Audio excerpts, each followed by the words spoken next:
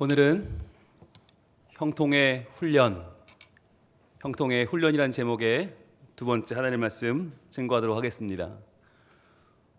우리는 지난주에 형통의 훈련 첫 번째 말씀을 나누면서 형통은 어쩌다가 그냥 찾아오는 것이 아니다라고 했습니다.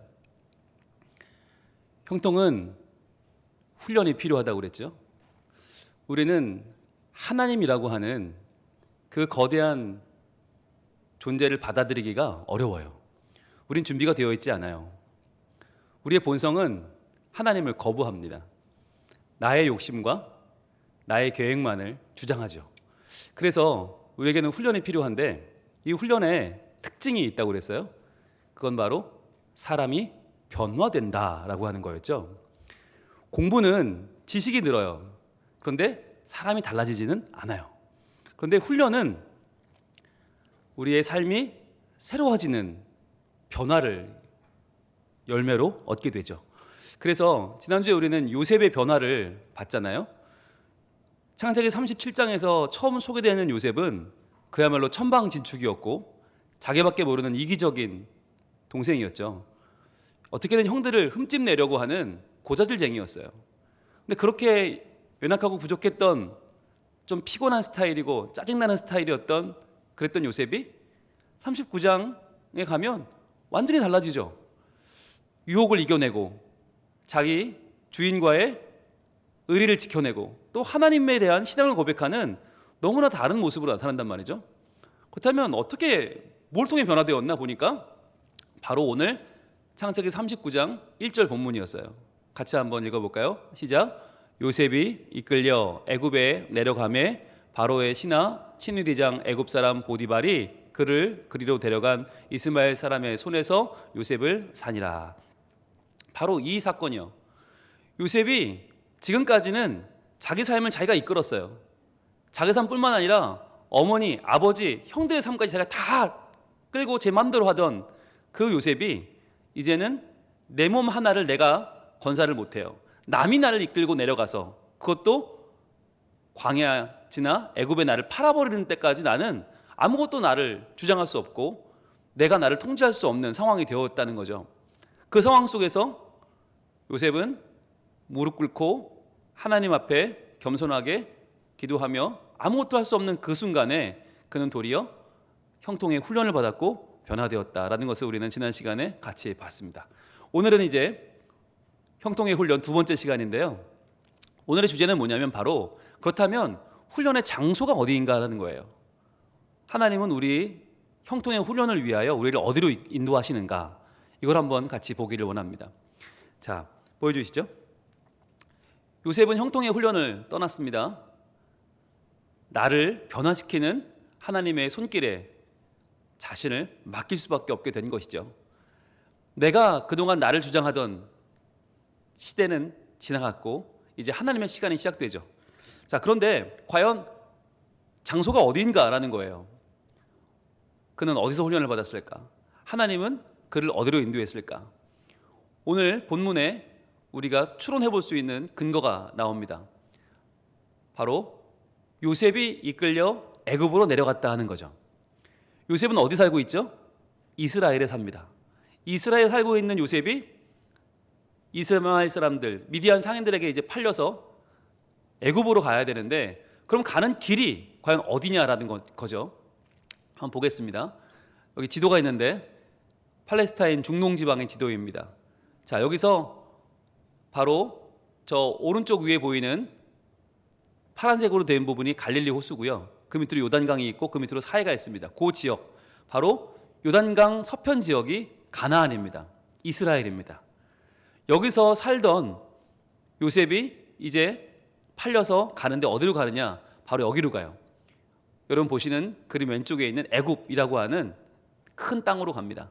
자, 그렇다면 이스라엘에서 잡혀서 애굽으로 가는 동안 어디를 지났을까라는 거죠.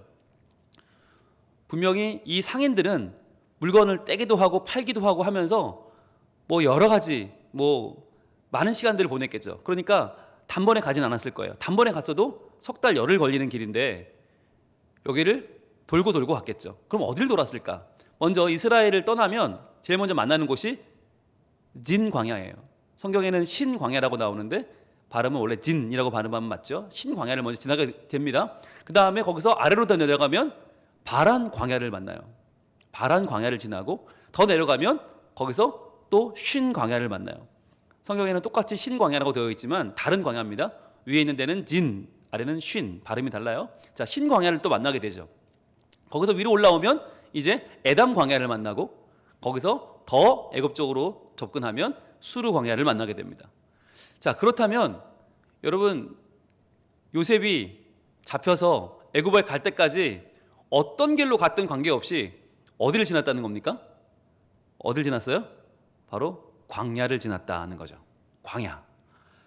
그래서 하나님은 요셉을 변화시키는 형통의 훈련의 장소로 바로 광야를 사용하셨죠. 광야는 장렬하는 태양빛이 쏟아지는 곳이고 또 광야는 몸을 피할 그늘도 없습니다. 먹을 음식도 마실 물도 없습니다. 온갖 해충이 가득하고요.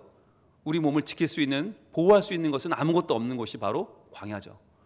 자, 이 광야, 하나님은 요셉에게 그러셨듯이 이제 중요한 건 우리 아니겠습니까? 우리들을 광야로 몰아내십니다. 우리는 좋은 데서 훈련받고 싶어요. 이왕이면 훈련소 여건이 좀 좋았으면 좋겠어요. 잘 먹고 잘 쉬고 편안하게. 그런데 하나님의 훈련은 그렇지 않습니다. 우리를 광야로 몰아내시는데 그 이유가 있어요. 왜냐? 광야가 과연 어떤 곳이길래 그러냐? 바로 광야는 길이 없다는 뜻입니다. 길이 없다. 그동안 우리는요, 나름대로의 길이 있었어요. 아, 이렇게 하면 되겠지, 저렇게 하면 되겠지, 아, 이거는 이렇게 모여서 이렇게 해결하면 돼. 그런데 이 감염병의 상황이 점점 더 길어지고 점점 더 심해지면서 이제는 길이 없어요. 누구도 길이 없어요. 여러분, 코로나 이후로 수많은 세미나가 열렸고 수많은 석학들이 논문을 발표했고 여기에 길이 있다, 저기에 길이 있다, 이렇게 살면 된다, 수많은 이야기를 나눴지만 하나도 달라진 건 없어요. 도리어 더 심해졌고 더 어려워졌고 백신이 언제 나올는지는 아직까지 구경도 못했고 치료제도 아직 우리에게 오지 않았잖아요. 과연 이게 어떻게 해결될 수 있을까? 연초부터 고민했던 우리의 일들이 아직 해결되지 않는 이 장면은 뭘 보여주냐면 광야에는 길이 없다는 겁니다. 그렇다면 하나님이 길이 없는 광야로 우리를 인도하신 이유가 뭔가? 그게 여기 있어요. 바로 우리에게는요, 길이 좀 없어야 됩니다. 왜냐하면 우리는 길이 있는 한 교만하고요, 완고하고요, 그 길을 하나님인 줄 알고 붙잡아요. 그게 내 계획이든 그게 누군가의 이야기든 거기에 완전히 빠져들어서 그걸 믿는 거예요. 아, 아직 좀 잔고가 남았어, 괜찮아. 아, 아직 남들이 날 지지해줘, 괜찮아. 우리는 믿는 길이 너무 많아요. 그래서 하나님은 길이 좀 없어야 하는 우리들에게 실제로 길이 없는 광야로 인도하시는 겁니다. 길이 있을 때 우리는 완전히 착각을 하죠. 아, 내가 뭔가 할 수 있구나. 아, 내가 하면 되는구나. 우리는 굉장히 착각을 합니다. 그리고 가장 중요한 하나님을 외면하고 맙니다.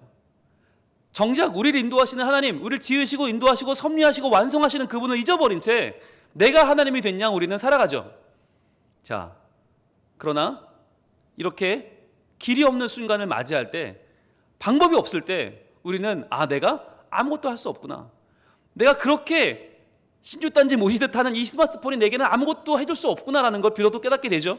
그리고 우리에게는 길이 없다는 것을 깨닫는 순간이 옵니다.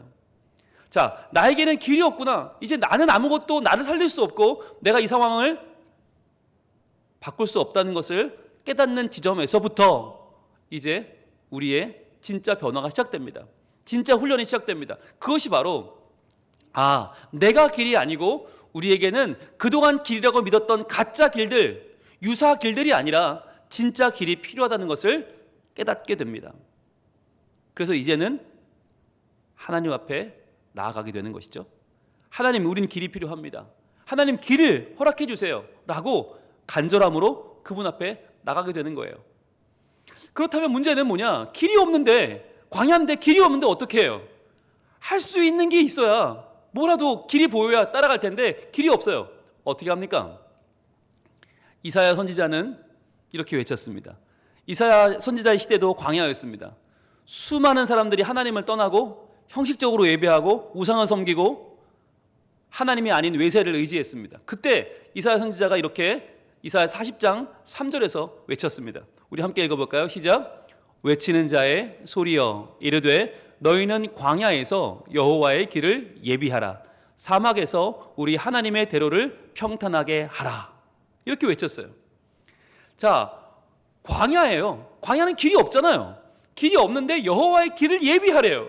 뭘 하라는 겁니까? 아니, 없는 길을 우리한테 파라는 겁니까? 만들라는 겁니까? 토목공사를 하라는 겁니까? 뭘 하라는 거죠? 여러분, 이 말씀의 뜻을 알려면 우리가 원문을 좀 찾아봐야 되는데, 제가 찾아봤어요.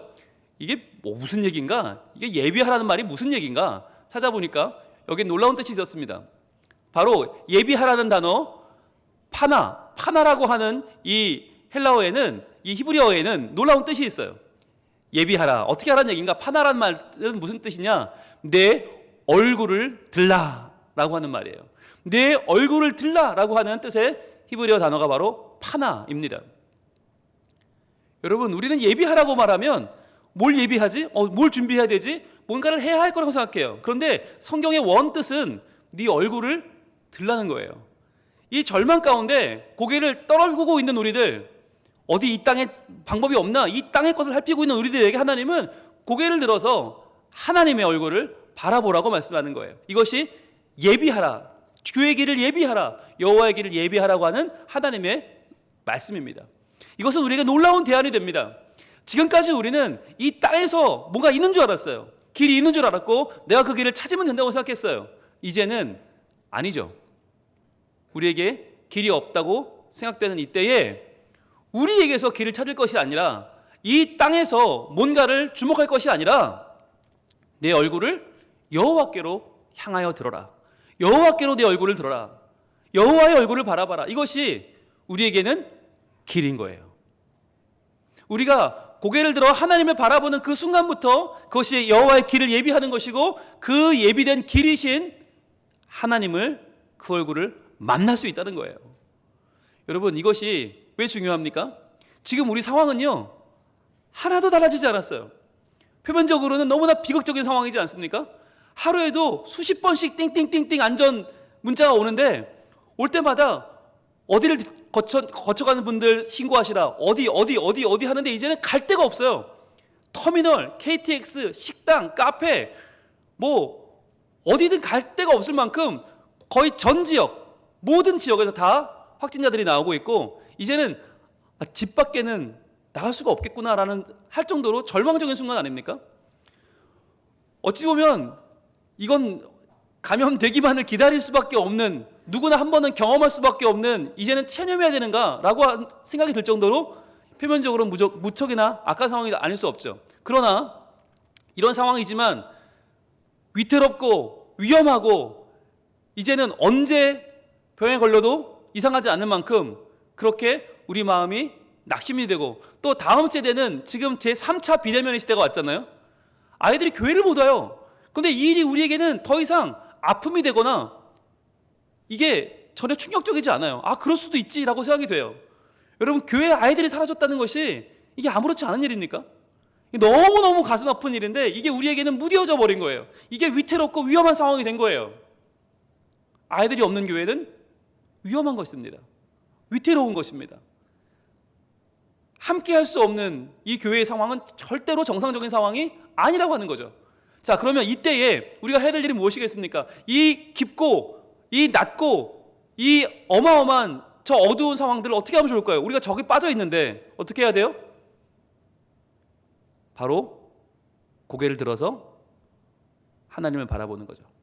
바로 이 자리에서 고개를 들어서 우리의 문제를 묵상하는 것이 아니라 하나님의 은총을 구하는 것입니다. 하나님, 어찌하면 좋습니까? 우리에게는 길이 없습니다. 하나님, 우리에게는 방법이 없습니다. 하나님, 우리 아이들이 이렇게 영적으로 메마르고 죽어가는 것을 보야만 합니까? 장년들이 그나마 예배할 수 있는 것만이라도 감사할 수밖에 없는 이 상황, 어찌하면 좋습니까? 그나마 장년들이 다 나올 수도 없고 20%만 나와 예배해야 되는 이 상황이라면 어떻게 해야 되겠습니까? 고개를 들어서 여호와의 얼굴을 바라봐야만 합니다. 그렇게 하나님의 은혜를 구하고 하나님의 은총을 구하고 다시 한번 하나님께서 우리 삶에 역사하시기를 소망하는 것이죠. 이사야 선지자는 그 광야의 시대에 또 이렇게 외쳤습니다. 그가 외친 하나님 말씀 이사야 43장 19절을 한번 같이 읽어봅니다. 시작. 보라, 내가 새 일을 행하리니 이제 나타낼 것이라. 너희가 그것을 알지 못하겠느냐? 반드시 내가 광야의 길을 사막의 강을 내리니. 아멘. 여러분, 이것이 하나님이 우리를 광야로 인도하시는 이유입니다. 왜 광야에서 형통의 훈련을 받아야 되는가? 바로 이 광야에서 하나님이 새 일을 행하실 것이기 때문이에요. 이제 나타낼 것이다. 하나님은 우리에게 약속하십니다.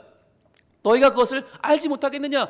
알지 못할 수가 없다. 다 알 수밖에 없다. 만민이 알게 된다는 거예요. 무엇을? 반드시 내가 광야의 길을 낼 것이고 사막의 강을 낼 것이다. 너희가 길이 없다고 말할 때, 그러나 나를 향하여 고개를 들어 얼굴을 들고 그 길을 예비할 때 나는 너희가 예비한 그 광야의 길을 낼 것이다. 뿐만 아니라 나는 너희가 그 답답하게 여기는 그 광야 속에서 사막의 강을 낼 것이다 라고 하나님은 우리에게 말씀하십니다. 이것을 경험하는 자리가 광야고요. 그래서 하나님은 우리를 광야로 인도하시는 거예요. 왜 이렇게 메마릅니까? 왜 이렇게 무덥습니까? 왜 이렇게 막막합니까? 외칠 때 하나님은 그래, 그렇기 때문에 네가 나를 바라볼 수밖에 없고 나는 너에게 놀라운 일을 행할 것이야 라고 말씀하는 거죠. 그래서요, 여러분, 우리의 형통의 훈련은 정확하게 아셔야 되는데, 막막하지만 두렵지만 어렵지만, 그러나 그 와중에 무엇을 만나요? 광야에서 살 길을 만나는 감격이 있는 거예요. 아, 이제 우리의 살 길이 여기로구나. 아, 하나님이로구나. 아, 하나님이 우리의 살 길이 되시는구나를 발견하는 그 감격의 자리가 바로 이 광야입니다. 하나님이 반드시 만드시겠다 약속하신 그 광야의 길을 만나는 자리. 그리고요, 또 우리의 이 형통의 훈련은 무엇입니까? 메마르고 쩍쩍 갈라져 우리의 관계도 무너지고 교회가 어려움을 겪고 가정이 피폐하고 일터가 문을 닫는 이 상황 속에서 우리는 무엇을 만날 수 있습니까? 바로 사막의 강을 내시는 하나님의 은혜를 만나는 환희가 있습니다. 바로 이 사막에서 강을 만나는 환희가 이 광야의 자리, 형통의 훈련 가운데 일어나는 하나님의 역사입니다. 그래서 하나님은 이러한 반전의 꿈을 꾸게 하시려고 우리를 오늘도 광야로 인도하시는 것입니다. 이것이 우리를 광야로 보내는 이유입니다. 우리는 막막하고 두렵고 떨리고 아프고 이 자리를 떠나고만 싶지만, 그러나 이 자리에서 하나님은 우리가 변화되기를 원하십니다. 하나님은 여기서 우리가 새로운 눈을 뜨기를 원하십니다. 그래서 고개를 들어 하나님을 바라보기를 원하시고 이 자리에서 하나님의 백성으로 온전케 되기를 원하십니다. 그러니 이제 이 훈련 가운데 있는 여러분들이요, 절대로 잊지 마십시오. 절대 잊지 말아야 되는 것 바로 이것입니다. 우리 함께 읽어볼까요? 시작. 길이 없을 때 주님의 얼굴이 길입니다. 아멘. 길이 없을 때 이 광야, 어디에도 길이 없어 방황하고 갈등하며 낭망하는 우리에게 하나님의 얼굴이 길입니다. 그분의 얼굴을 바라보는 것이 길을 찾는 일이요, 길을 예비하는 일이요, 그분이 만드신 길을 만나는 길이요, 그분이 내시는 강을 누리는 길입니다. 이 시간에 우리 함께 우리 마음을 모아서 고백합시다. 나의 가는 길, 주님 인도하시네. 주님이 내 길을 인도하십니다. 그는 보이지 않아도 날 위해 일하고 계십니다. 주 나의 인도자가 되시고 항상 나와 함께 하십니다. 사랑과 힘을 베푸시며 인도하십니다. 하나님은 어떤 분이에요? 광야의 길을 만드시고 날 인도하십니다. 사막의 강을 만드신 것을 보십시오. 하늘과 땅은 변해도 주의 말씀은 영원합니다. 내 삶 속에 새 일을 행하시는 하나님을 우리 함께 찬양합시다.